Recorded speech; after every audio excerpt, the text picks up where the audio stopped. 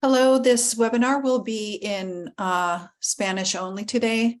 Buenos días. Hoy día este webinar va a estar presentado solamente en español. Tenemos mucho gusto hoy día a estar con el doctor Luis Carlos Mayor. Es médico, neurólogo y epileptólogo en el Departamento de Neurología en el Hospital Universitario Fundación Santa Fe de Bogotá. También es el director de la Clínica de Epilepsia y del Laboratorio de Electroencefalografía. Uy, muy difícil decir en español. Hola, doctor. Mucho gusto estar con nosotros. Muchísimas gracias. Muchas gracias por la invitación. Si tienen preguntas, no me molesta que las vayan haciendo. Voy a hablar algo de lo que es el uso de medicamentos que usamos en epilepsia, qué tipo de medicamentos tenemos, qué esperamos de los medicamentos, algunos efectos secundarios que pueden ocurrir con el medicamento.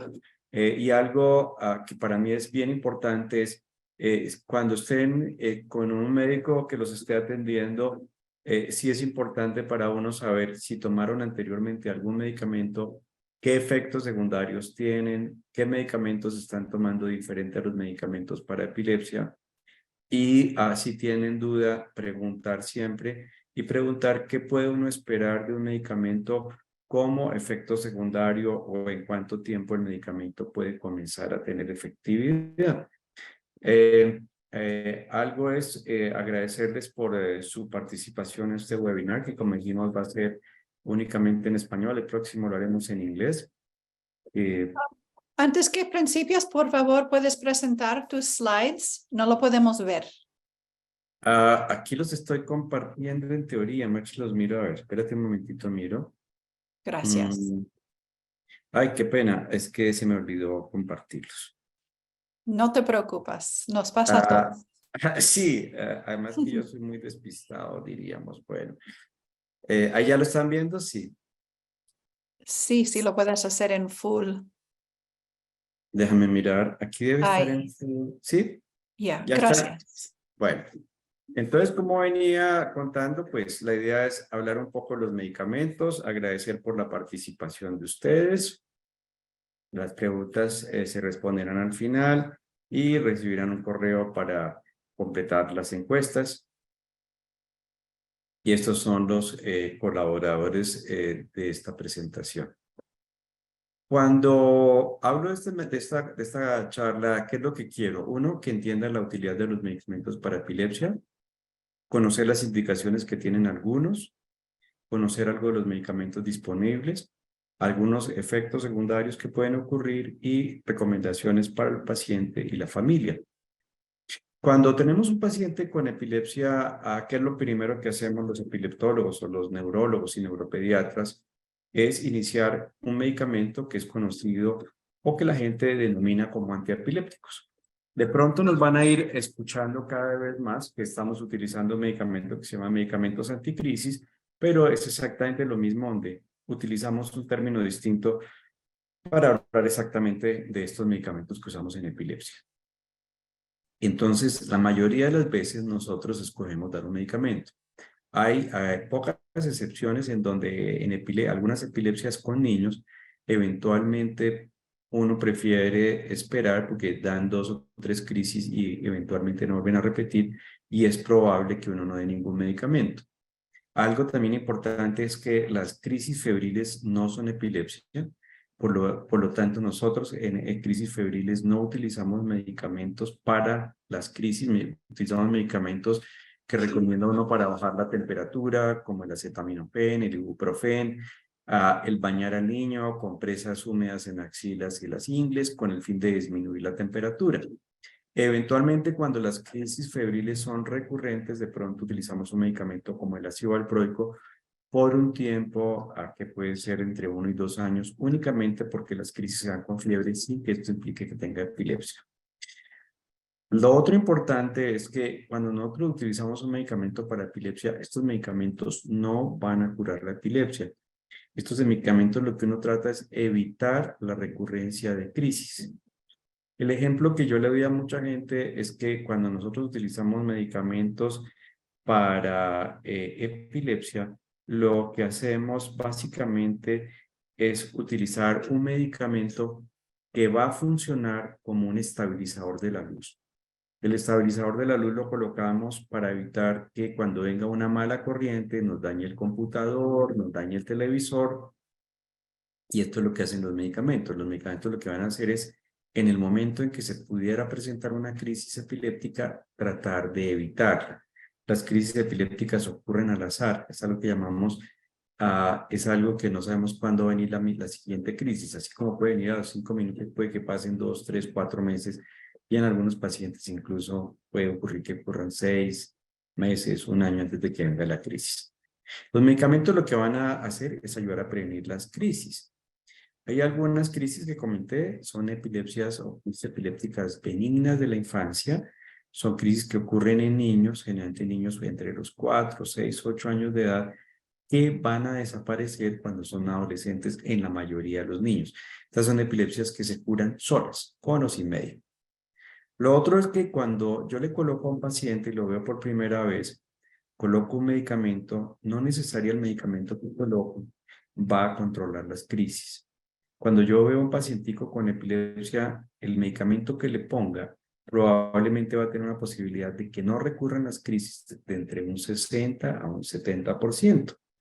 En los pacientes que tienen ausencias, que tienen algo que llamamos mioclonias, que son como sacudidas, o las crisis en donde la persona se cae al suelo y se muerde la lengua, que comienzan en la adolescencia, estos pacientes en general responden entre el 80% o un número más alto al medicamento que tomemos.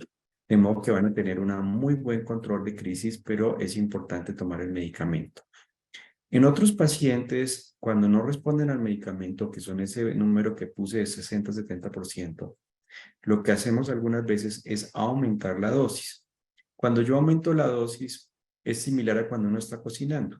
Si yo estoy cocinando algo y lo pruebo y digo, no le podría poner un poquito más de sal, no le pongo un poquito más de sal. Eso es lo que yo hago cuando aumento el medicamento. Cuando yo digo, ya no le puedo poner más sal porque no me va a quedar salado, de pronto le coloco algún otro condimento o algo para que la comida me sepa mejor. Eso es lo que hago cuando utilizo otro medicamento. Algunas veces digo, este medicamento no me sirvió porque no controló al paciente o porque hubo efectos secundarios y trato de utilizar un medicamento distinto. Entonces, vamos a tener pacientes que no van a responder a un medicamento, no van a responder al segundo que le pongamos o no responde adecuadamente porque las crisis siguen dando. Son pacientes que son cerca del 5 al 10% que eventualmente van a escuchar que los remitimos para una evaluación para cirugía de epilepsia. Evaluación como candidato para cirugía de epilepsia no implica que la persona vaya a ser operado. Lo evaluamos para saber si ese paciente puede ser un paciente que se beneficie con una cirugía, que no vaya a producir ningún riesgo y en donde el paciente no tenga ninguna complicación y podamos disminuir las crisis. Tenemos una pregunta, doctor, rapidito. ¿Los Dime. medicamentos para la gripa afectan el efecto de los medicamentos anticrisis? No, en términos generales no. En términos generales, cuando la recomendación mía es siempre que vayan a utilizar otro medicamento, esos medicamentos para la gripa se pueden utilizar, un medicamento como el Dolex, que es el acetaminofén, el ibuprofén, se pueden utilizar sin ningún problema. Un medicamento para la diarrea, para el dolor de estómago, para las náuseas. En otras ocasiones, sí es bueno cuando uno le colocan un medicamento que uno desconoce, siempre preguntarle al médico que se lo está formulando, decirle, mire, yo tomo medicamento para epilepsia, tengo o no tengo problema, y hoy en día el internet es lo mejor que uno pueda ver.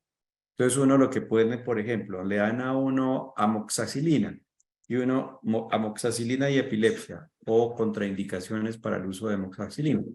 La amoxicilina no tiene contraindicación con epilepsia, pero hay medicamentos como el tramadol, que lo usan para el dolor, que puede facilitar crisis. Entonces, y eso pasa con algunos antibióticos. En general, medicamentos como la amoxicilina, que se usa frecuentemente para amigdalitis, para algunas cosas, no tiene problema. Pero si hay duda, pregúntele a su médico y si el médico no sabe, coja el internet y mire.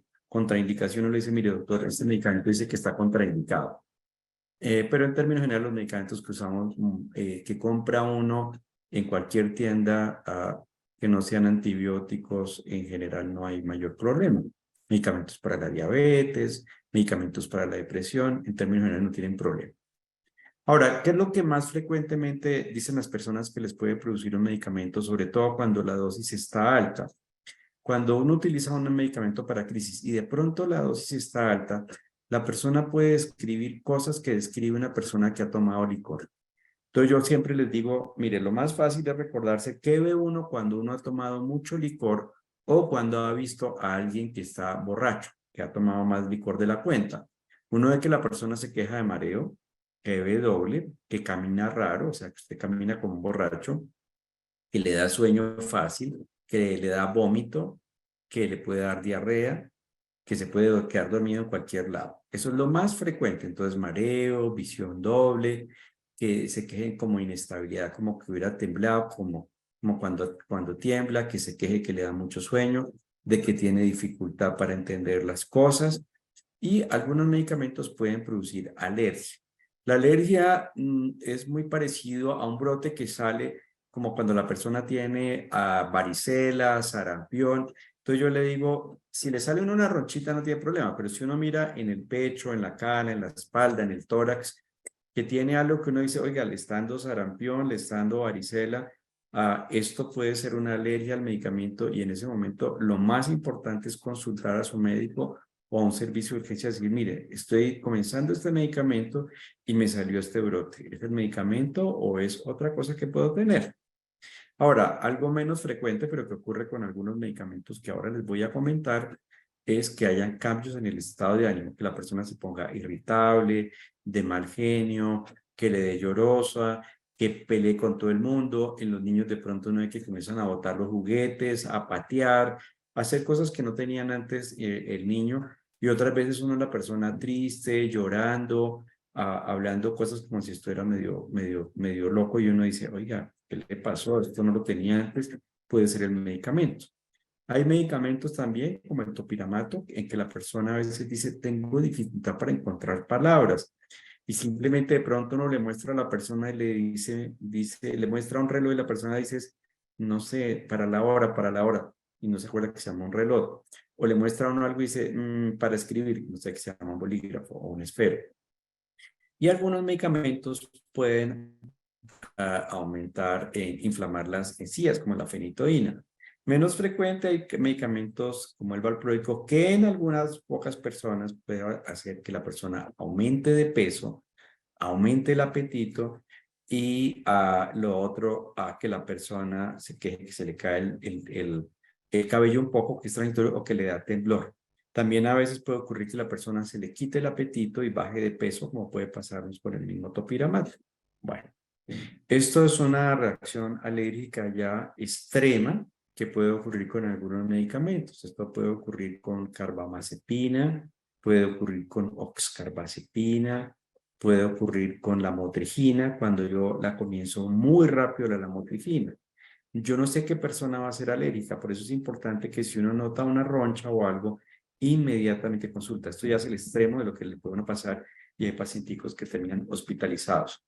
Por fortuna son poquitos los pacientes que les pasa esto. Estos son unas manchitas que le quedaron a un niño por una alergia a un medicamento. Eso le pasó a mi hijo en la tronca con uno de los medicamentos. Sí, entonces una de las cosas es que uno tiene que ir muy despacio cuando comienza un medicamento y eso nos pasa, por ejemplo, con la lamotrigina. Con la lamotrigina hay que comenzarlo muy despacito, sobre todo si es un niño y sobre todo si está tomando ácido valproico. Esto que les mostré aquí puede ocurrir también con la lamotrigina, pero puede ocurrir con carbamazepina y oscarbazepina. Y la gente que es más propensa con carbamazepina a hacer alergia son personas de origen oriental, personas que tienen antecedentes japoneses, de la China. Entonces, eso nos ocurre por lo menos en Colombia. La población donde encuentran gente de origen japonés está localizada en el Valle del Cauca, que es cerca a Cali, y en un sitio que se llama Tuluá. En Perú hay una buena población de origen chino. Brasil tiene una buena población también de origen china y japonés. Entonces, son personas que tienen más riesgo. Bueno, y esto es algo que pasa con la fenitoína, el epamín. El epamín cada día lo formulamos menos, yo no lo utilizo hace mucho tiempo, pero el epamín producía este tipo de inflamación en las encías y aquí está una inflamación de encías que es terrible. Y esto lo que recomiendan es el aseo dental. Son los únicos medicamentos. Los medicamentos nuevos ya no inflaman las encías. Y el epamín también algo que produce es que hace que salga vello. Si uno es hombre, pues no se nota, pero en algunas mujeres obviamente aumentan que notan aumento del vello y es por la medicación. Bueno, ahora, ¿qué medicamentos tenemos nosotros y qué indicaciones de pronto van a escuchar ustedes? Tenemos pacientes que tienen epilepsias que llamamos generalizadas, que son las ausencias, las mioclonias, las tónico-clónicas. En las epilepsias generalizadas, la descarga eléctrica es, el cerebro funciona casi como un sistema eléctrico, así en todo el cerebro. Entonces, el mejor ejemplo que yo le doy a la gente para que me entiendan es, son las 9 de la noche, usted está en su casa y de pronto se va la luz. Se asoma a la ventana y dice, oh, se fue la luz en todas partes. O sea, en todas partes. Y eso sería lo que vemos en un electroencefalograma en ausencias, en mioclonias y en tónico-clónicas. Para este tipo de crisis, incluso para crisis que nosotros llamamos focales, que comienzan en una sola parte del cerebro, el medicamento más útil es el ácido valproico. Es un medicamento que yo a la gente le digo, es el medicamento todoterreno. Sirve para cualquier cosa. No empeora ningún tipo de epilepsia. Entonces, es una ventaja. Sin embargo, hoy en día, una recomendación es usar menos ácido valproico en mujeres en edad reproductiva. En edad reproductiva se refiere a mujeres que ya tienen menstruaciones y que pueden quedar embarazadas. Esto porque la mayoría de los embarazos no son planeados y es el medicamento con el que menos quisiéramos, aunque eventualmente se hace, quisiéramos que la mujer no nos quedara embarazada en lo posible. Hay otro medicamento que sirve para ausencias, entonces el ácido valproico sirve para ausencias, para mioclonias, para tonicoclónicas, pero para ausencias también sirve un medicamento que se llama etosuximida. Y hay otros medicamentos que sirven también casi para todo tipo de crisis, como es el levetiracetam, más conocido con el nombre de Keppra. El levetiracetam sirve para crisis tónico-clónicas, sirve para mioclonias, pero no para ausencias. Y la lamotrigina también sirve para cualquier tipo de crisis, pero para ausencias puede servir, aunque no es tan útil como puede ser el ácido valproico y la etosuximida. La lamotrigina, como les decía yo, es el medicamento que hay que ir muy despacio. Uno comienza con dosis muy chiquitas y aumenta el medicamento como cada 2 semanas. Cuando yo a un paciente por primera vez en mi consultorio y le pongo la lamotrigina, tengo que advertirle que me voy a gastar entre 1 mes y medio y 2 para llegar a la dosis que quiero, pero es un buen medicamento. Lo único es que no me vaya a producir alergia. Incluso en personas que están un poco bajas de ánimo, es un medicamento que ayuda a mejorar el estado de ánimo en personas que están algo tristes. El levetiracetam puede producir cambios en el estado de ánimo. Puede poner que la persona se tome irritable, que le dé lloradera. Es un número muy pequeño de pacientes.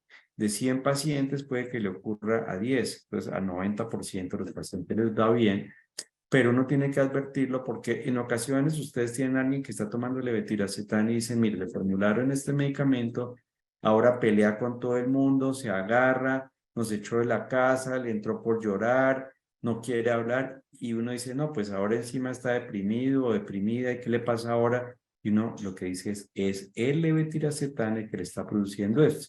Uno quita el levetiracetam y el paciente se mejora en cuestión de días. Entonces, volviendo para ausencias, el ácido valproico, la etosuximida y en menos efectividad, la lamotrigina son los medicamentos que recomienda. Para Tenemos, crisis, uy, ¿sí? tenemos una pregunta de la Keppra. ¿Sí? Si puede producir un cambio en el comportamiento de las personas, de los niños sobre todo, y qué se debe hacer entonces. Hablar con el médico. Sí, el Keppra, que es el levetiracetam, en algunas personas produce cambios en el comportamiento. Los van a ver más irritables, peleones. Pasa en niños y en adultos. Si la persona tiene irritabilidad con el Keppra, es importante que ustedes hablen con su médico tratante y le digan, mire doctor, el niño está más irritable, mi hijo, mi hija, mi hermano, está más irritable, ahora pelea con todo el mundo, ahora llora, ahora no quiere hacer nada. Y esto lo tiene desde que comenzó el Keppra, el levetiracetam. Y adviértanse al médico. Y sabemos que ese es un efecto que es por el medicamento. ¿Qué hacemos nosotros? Cambiamos por otro medicamento distinto. Entonces ya tiene que ver con el médico qué puede hacer. Uno podría cambiar a ácido valproico si es una persona que no se vaya a embarazar, a la motrigina, puede cambiar eventualmente a la cosamida si es una crisis focal, o hay un medicamento parecido al Keppra, al levetiracetam, que se llama brivaracetam, el nombre es Briviact. El brivaracetam en algunas personas uno lo cambia rápidamente, es parecido, es como un primo, pero algunos pacientes dejan de ponerse irritables. Ahora, si la persona, la irritación y la pelea no es muy importante, pues aparte de mirar si lo puede cambiar, a veces utilizamos una cosa que se llama piridoxina. La piridoxina es vitamina B6 y la piridoxina una vez se la encuentra en farmacias de productos homeopáticos o donde venden productos naturales. Y la piridoxina, que es vitamina B6, en algunas personas hay de 50 miligramos, es una vitamina. Las personas a veces mejoran los síntomas de irritabilidad del levetiracetam. No todos los pacientes, pero a algunas personas les puede servir. Entonces también es una estrategia que yo a veces utilizo. Si no es mucho lo que la persona está irritable, cuando es mucho definitivamente lo cambiamos, pero hay que hablarlo con su médico. Bueno. El ácido valproico, como les dije, el ácido valproico se consigue con el nombre de paquene, de valcote, de ferbín y también así tal cual ácido valproico. Es un medicamento, como les decía, es el medicamento todoterreno. Cuando yo sé que un paciente tiene epilepsia y no sé qué tipo de epilepsia tiene, este es el medicamento que sirve. Sin embargo, es un medicamento que, como decía, en mujeres que están ya menstruando y que pueden quedarse embarazadas, es el que tratamos de dar menos, pero a veces nos toca darnos porque es el que mejor nos funciona. ¿De qué se quejan algunas personas? Se quejan de temblor, un 20% o 15% pueden aumentar de peso, no son todos los pacientes. Puede producir una caída del cabello que va a mejorar con los meses. A veces se bajan las plaquetas y hay que reducir la dosis. Pero básicamente este temblor, el aumento del peso y la caída del cabello solo lo tienen alrededor de un 15-20% de los pacientes. Pero es una queja. Pues hay personas que le dicen, es que creo que tengo Parkinson. Le dicen, no, es temblor que es producido por el ácido valproico. El levetiracetam, que les comentaba antes, es el medicamento, se llama también Keppra. Tiene una ventaja, es que no pelea con otros medicamentos. Entonces, si la persona está tomando medicamento para la diabetes, para la tensión, para el tiroides, está en un tratamiento por quimioterapia, se quiere embarazar, es de los medicamentos que nos gustan. Y como les decía, alrededor del 10% de las personas pueden ponerse deprimidas, con cambio en estado de ánimo y irritabilidad, pero fíjense que de 100, 90 pacientes les va muy bien, o sea, la mayoría les va bien. Bueno, el otro tipo de crisis que nosotros ya tenemos es lo que llaman crisis focales o crisis parciales. Las crisis focales indican que una parte del cerebro produce la epilepsia. Entonces, eso puede ser en el lado izquierdo, en el lado derecho, en la parte de atrás que se llama el lóbulo, adelante que se llama el lóbulo frontal, en la parte que queda cerca de la sien que se llama el lóbulo temporal, en la parte de atrás que es el lóbulo occipital. Cuando la gente me pregunta cómo es una crisis focal, la forma en que yo la hago fácil es diciéndoles, miren, ustedes tienen en la cocina el cable de la luz, el cable de la licuadora está un poquito pelado, o sea, se raspó y se alcanza a ver parte del cable, la parte metálica. Entonces, si el mesón de la cocina está mojado y usted conecta la licuadora, le va a hacer corto, se le va la luz en la cocina. Puede que después se le vaya la luz en la sala y puede que después se le vaya la luz en toda la casa. Pero se asoma y usted ve que hay luz en las otras casas. Eso sería una crisis focal.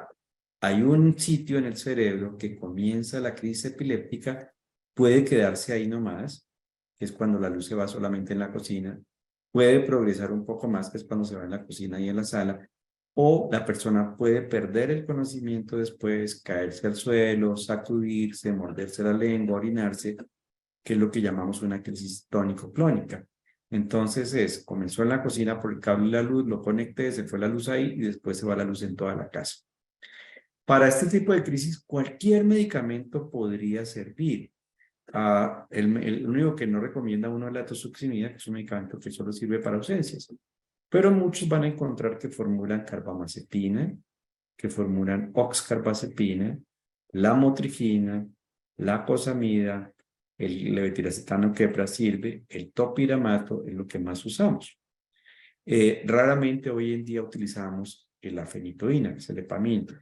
Hay personas que de pronto todavía la toman, yo no la formulo, pero si a la persona le ha ido bien y no tiene ningún problema con el medicamento, pues lo puede seguir tomando. ¿Qué pueden producir algunos medicamentos? Como les decía yo, la alergia, el que produzca un brote parecido a un sarampión, a una varicela, puede ocurrir más frecuente con carbamazepina, con oxcarbazepina y con amotrigina.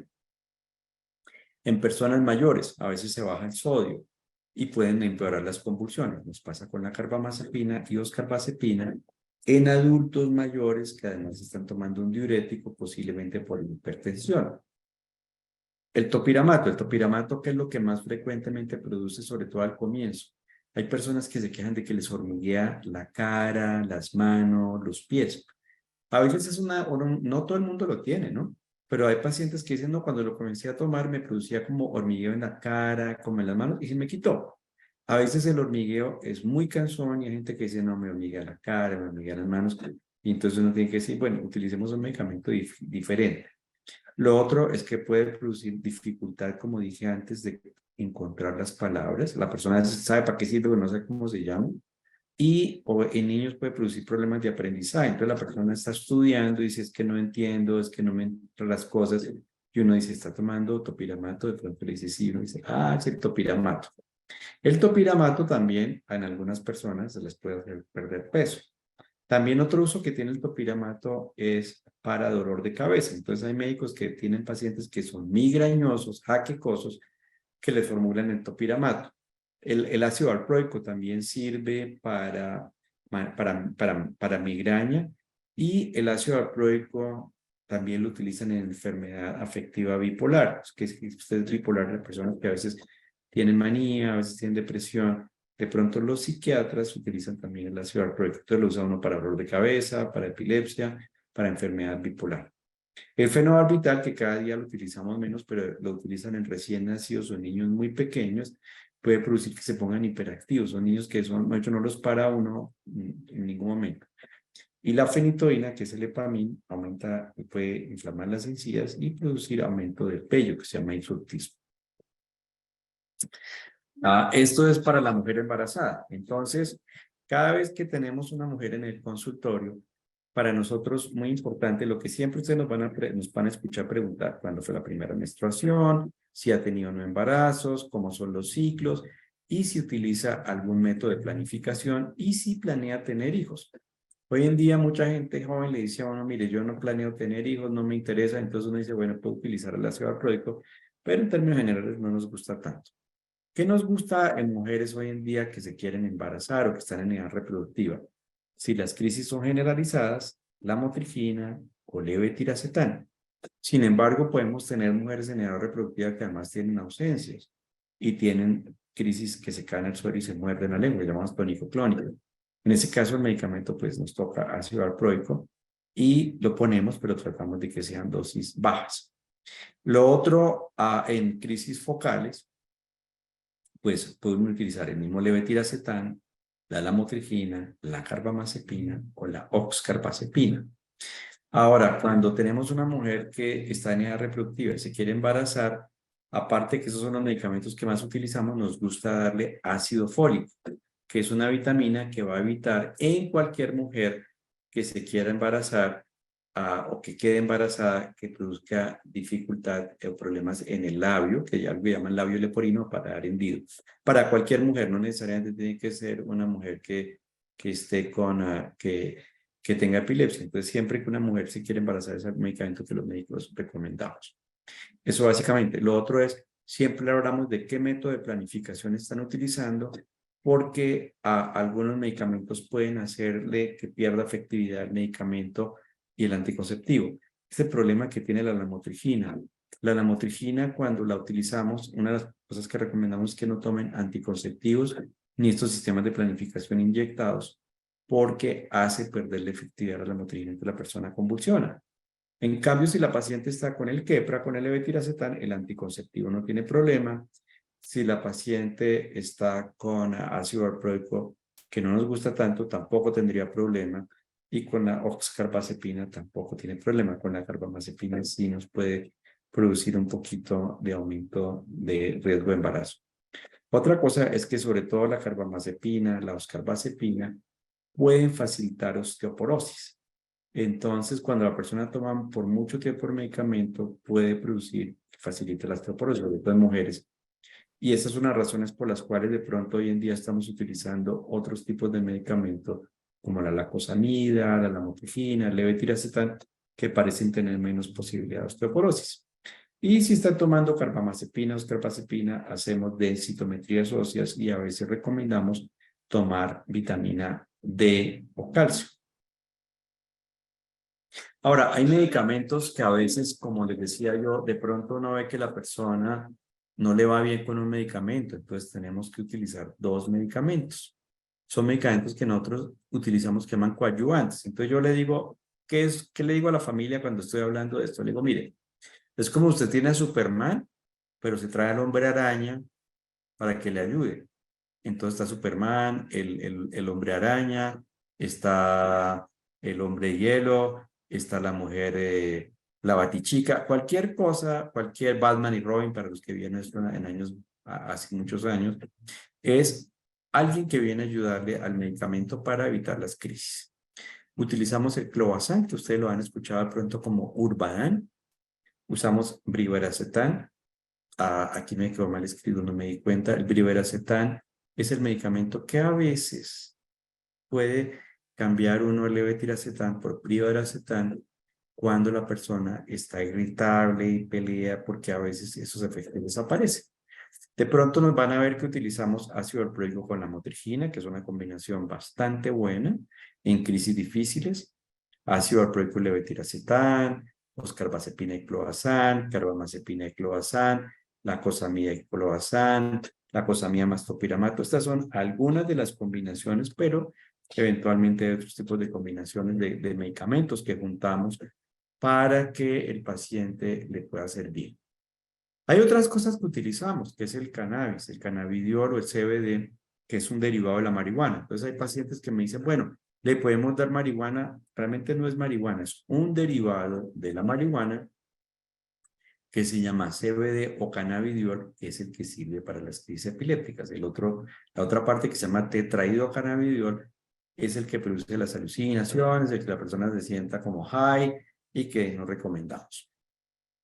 Por ahora hay dos síndromes en donde el CBD, el cannabidiol, está aceptado, en donde el sistema de salud en Colombia lo da, que es en el síndrome de Lennox-Gastaut y un síndrome que se llama el síndrome de Dravet, que son niños con retraso, con muchas crisis epilépticas y el medicamento puede servir. Seguramente alguien me va a decir, bueno, un paciente con otro tipo de epilepsia focal o que no sea ninguna de estas dos, ¿se puede utilizar el CBD? La respuesta es sí.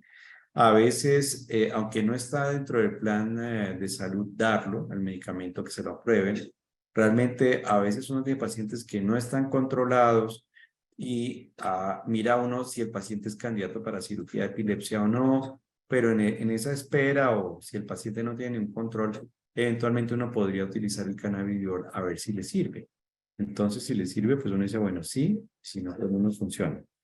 Algunas mujeres tienen aumento de las crisis durante el periodo menstrual. Y dice, mire, yo sé que me dan la menstruación porque comienzo a tener crisis o me dan el primero o el segundo día de la crisis.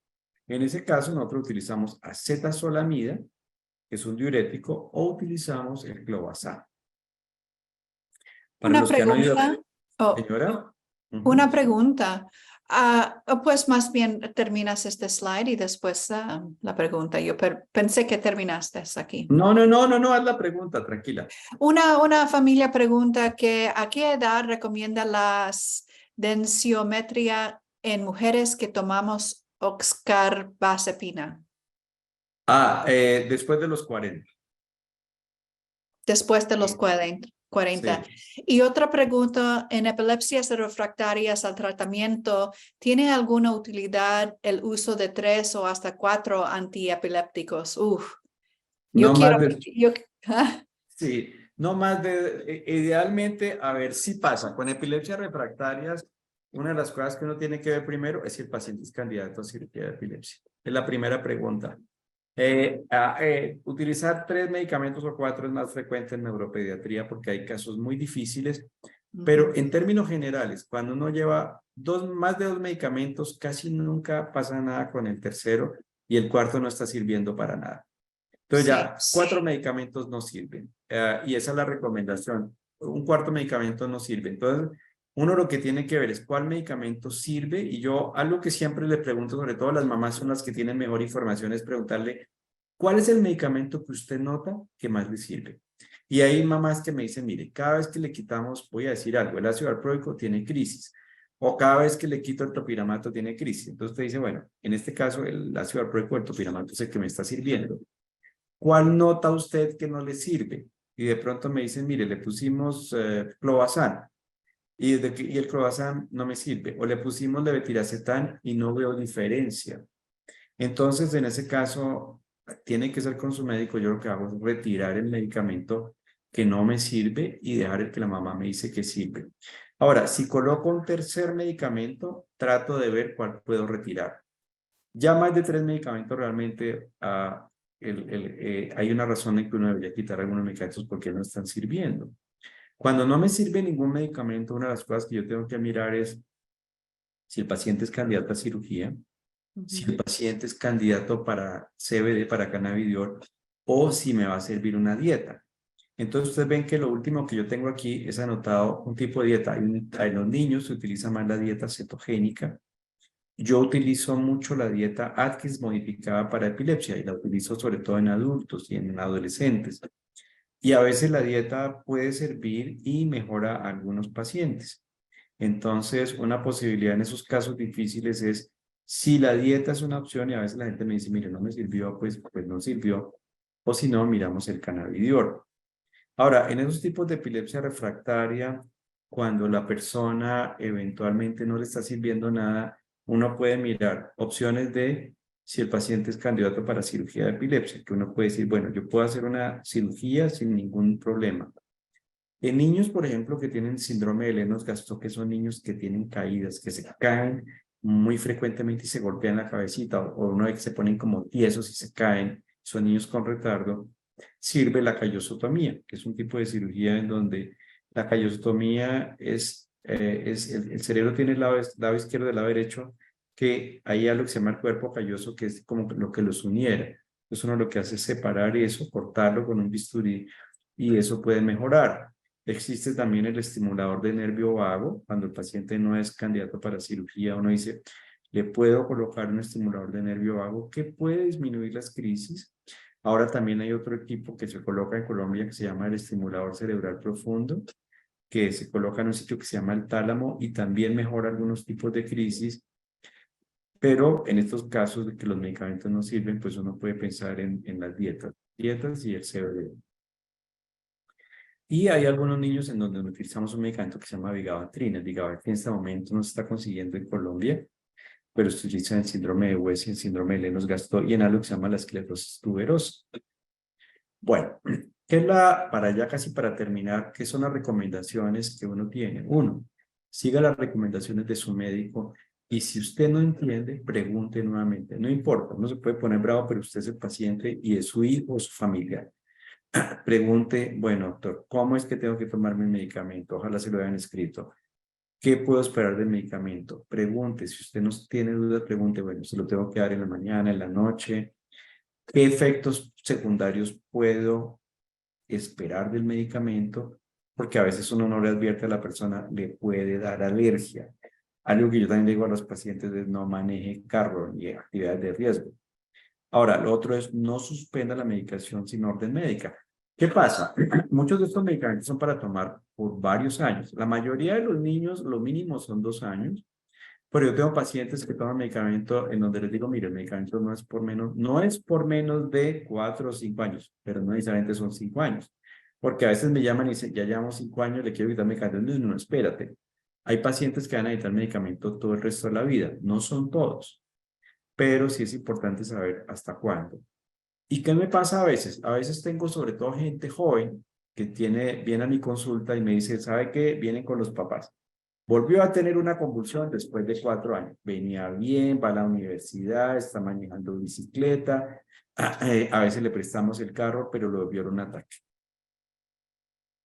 La mayoría de las veces, de 10 pacientes que llegan con esa historia de que después de varios años le volvieron una convulsión, de 10, 9 no se están tomando el medicamento. Cuando yo comienzo a preguntar, de pronto me dicen, no, es que a veces se me olvida, es que yo pensé que ya iba bien, entonces dejé de tomármelo.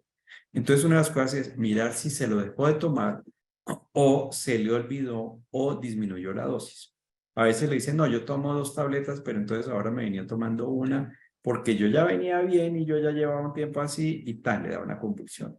Entonces siempre miren, hay pacientes que yo les digo, porque me dicen, no, yo me tomo la medicación todos los días, pero vienen con la mamá y el papá al lado. Entonces uno como le puede contar a uno que de verdad no lo está tomando. Yo a veces les digo, bueno, usted toma un medicamento que toma 2 pastillas al día, las cajas vienen de 30 tabletas y se van 2 cajas que son 60 tabletas, que son los que tomaría en un mes de 30 días. En un mes de 30 días, si yo tomo 2 tabletas diarias, son 60.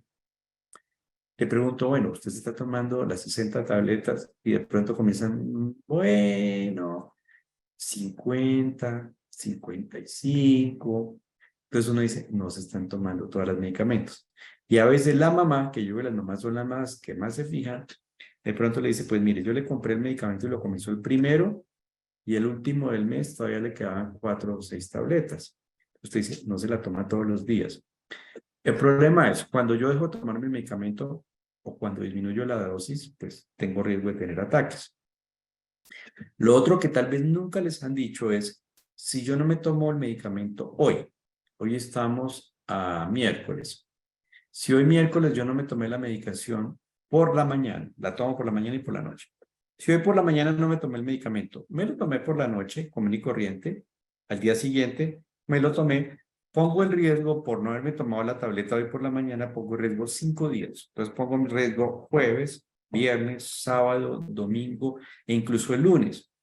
Y la persona de pronto tiene una convulsión el domingo o el lunes y dice, ah, no, pero qué fin de semana tan juicioso. No salí a la calle, no tomé licor, dormí bien, me tomé las pastas. Sí, pero no se tomó la pasta el jueves por la mañana. Entonces yo debo reponer la pasta que se olvida. Si un paciente, yo les digo siempre, si usted no se tomó el medicamento por la mañana y se acordó al mediodía se toma la pasta que se le olvidó de por la mañana. Si son las 7 de la noche y no se tomó la pasta de la mañana, se toma la pasta de la mañana, espere unas 2 o 3 horas y se toma la pasta de la noche.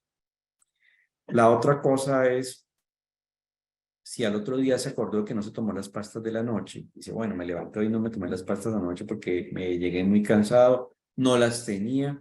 Entonces, se toma las pastas de la noche, espera 2 o 3 horas, se toma las pastas de la mañana y sigue con las pastas de la noche. Pero eso es algo que es muy importante. Lo otro que pasa también es que algunas personas dicen, no, yo sí me tomo las pastas. Yo digo, ¿cómo está usted seguro de que se las toma?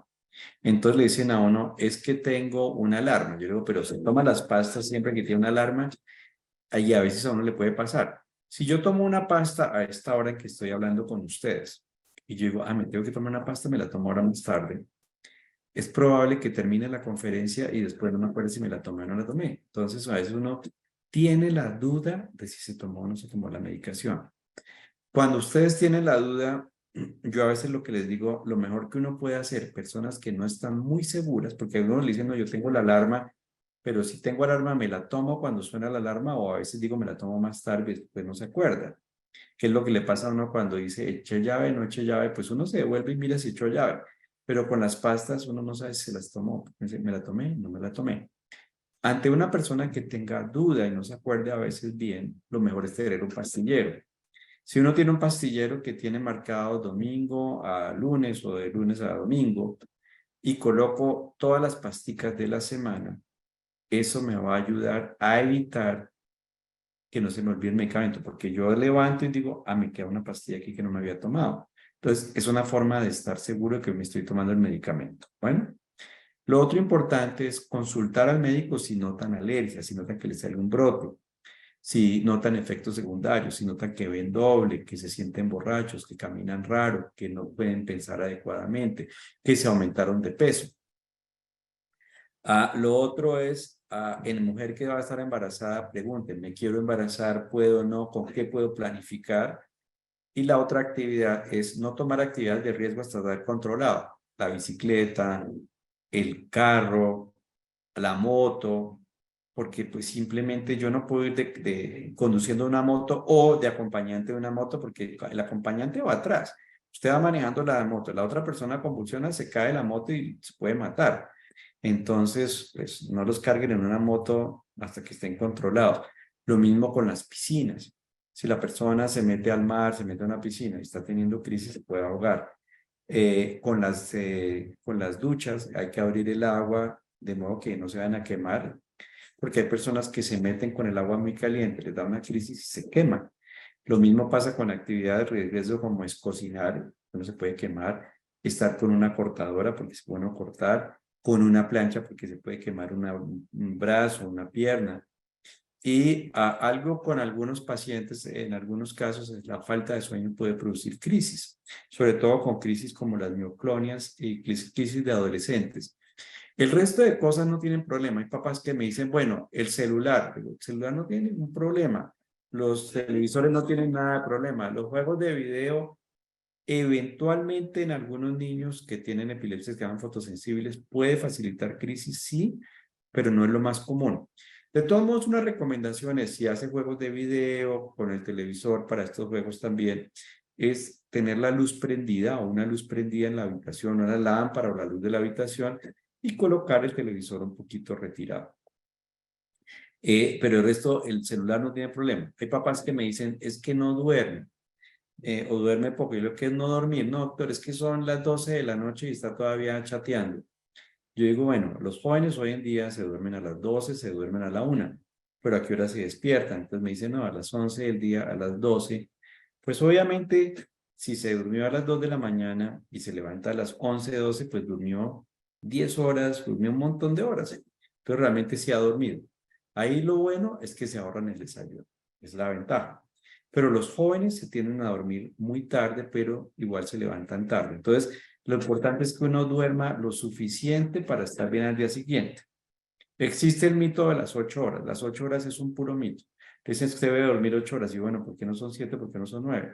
Realmente uno debe dormir lo suficiente para estar bien al día siguiente.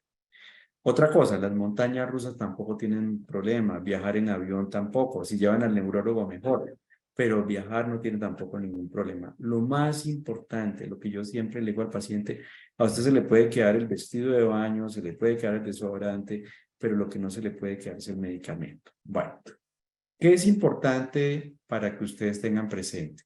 Uno, en general, los pacientes con epilepsia no tienen limitaciones en su vida siempre y cuando estén controlados. Yo tengo pacientes que conducen ya su carro, su moto, su bicicleta, que nadan, que compiten con deportes, que son nadadores. Tengo pacientes que son médicos, que hacen turnos, enfermeras, psiquiatras, ingenieros, monjas, curas. Usted puede ser lo que quiera, mamás, no importa. Lo importante es que logremos un control de sus crisis y que esté bien. Siempre debe tomar la medicación. Habrán casos que revierte la epilepsia, como pasa con los niños que se curan solos, simplemente porque son epilépticas más benignas. Algunos pacientes se benefician con cirugía y pueden retirar o tomar menos medicamentos. Siempre consulte con sus médicos las dudas. Acuérdese que puede hacer lo que quiera, subirse a una montaña rusa, meterse en parapento, lo que quiera, siempre que estén controlados. Pueden viajar, pueden ser mamá, pueden ser papá. Yo tengo pacientes que viven en Australia y me llaman para decirme que hubo, o el que me llama para decirme soy papá, soy mamá, me mandan porque cuando se graduaron de la universidad. Pero lo más importante es el medicamento y usted va a llevar una vida completa. La mayoría de los pacientes tienen una vida normal. A veces la mamá me pregunta, bueno, pero ¿qué puede hacer? Le digo, mire, su hija o su hijo tienen 20 años. Pueden hacer todo lo que hace una persona de 20 años, derechos y deberes, pero lo único que no debe dejar de hacer es tomar su medicamento y seguramente dormir adecuadamente. Esa era mi última diapositiva y quiero ver si hay preguntas.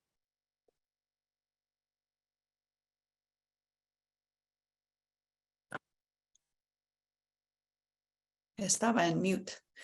Alguien pregunta por qué los pacientes con epilepsia no podemos donar sangre. Yo nunca he visto esto, pero No, yo tampoco. mm, No, sí podrían. Algunas veces sí pregunta uno qué medicamento está tomando porque podría producirle alergia a la otra persona. Pero no había escuchado esto nunca. Bueno, no, entonces yo en también no. principio no. Sí, sí. Si no veo ninguna otra No, pregunta. no hay ningún. Bueno, cuando lo que preguntan aquí el problema del cálculo y deterioro cognitivo.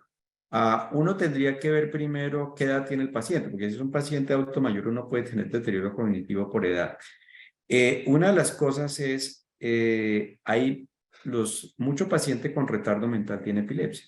O sea, cuando yo tengo pacientes con retardo mental, el 30-40% de los niños con retardo mental severo van a tener epilepsia. A diferencia de los adultos, las personas pueden tener probabilidad de tener epilepsia entre el 0,5 y el 1%, son números más pequeños. Lo otro es que algunos tipos de epilepsia, como la epilepsia del lóbulo temporal, que cursa con esclerosis mesial temporal, puede afectar la memoria, sí. Entonces hay personas que uno tiene diferentes tipos de memoria con que recuerda las imágenes de las personas, palabras, y hay diferentes tipos de memoria que tenemos. Unas se pueden afectar más que otras, y esos pacientes sí se quejan de problemas de memoria, y nosotros hacemos pruebas de memoria y decimos, oiga, si tiene afectada, por ejemplo, la memoria para ver cosas, para ver las cosas que veo, algo llamamos memoria verbal también. En esos casos, cuando los pacientes se operan, por ejemplo, si es el lóbulo temporal, a pesar de que tienen ese problema de memoria que no se va a mejorar después, lo que sí pasa es que cuando la persona deja de tener crisis epilépticas, deja de tomar menos medicamentos, mejoran el rendimiento académico y mejora la memoria en alguna forma, porque uno comienza a buscar estrategias de cuál es la memoria que mejor me funciona, que es similar con cuando estudiamos. Cuando estudiamos hay personas que estudian solas, hay personas que necesitan estudiar en grupos, hay personas que subrayan, hay personas que tienen que escribir, hay personas que estudian de noche, hay otros que prefieren madrugar a estudiar, hay unos que estudian con ruido, el que no le gusta el ruido. Con la memoria nos va a pasar lo mismo, es aprovechar que tiene uno bueno para eso mismo explotarlo y que eso nos ayude también a mejorar. Lo otro es que hay medicamentos que sí pueden producir problemas cognitivos, que es, por ejemplo, lo que nos ocurre con el topiramato en algunas personas. Entonces, si el problema es por el medicamento como el topiramato, cuando retiramos el topiramato o lo disminuimos, ese problema cognitivo mejora. Y ahora, es más raro, hay unas epilepsias que afortunadamente son muy raras, que producen deterioro cognitivo progresivo. Sí, hay unas epilepsias que se llaman epilepsias mioclónicas progresivas, que yo diría que en Colombia, por fortuna, es raro. Yo no veo hace años un paciente con estas epilepsias que se llaman epilepsias mioclónicas progresivas, porque son generalmente niños o adolescentes que comienzan a problemas de memoria, a caminar mal, a caerse, a perder la memoria, pero por fortuna son raros. Entonces casi siempre es el medicamento o es un déficit que tiene uno por una epilepsia que está afectando el lóbulo temporal. Creo que esas son todas las preguntas que tenemos. Bueno, Sí. entonces, muchas gracias a todos y de verdad que ha sido un agrado estar con ustedes. Consulten siempre a su médico, sigan las indicaciones y lo que les decía, no suspendan el medicamento y la mayoría de la gente va a poder llevar una vida completamente normal. Muchísimas Bueno, gracias. gracias a todos. Bueno, Gracias. que estén Adiós. muy bien. Bueno, adiós. Muchísimas gracias.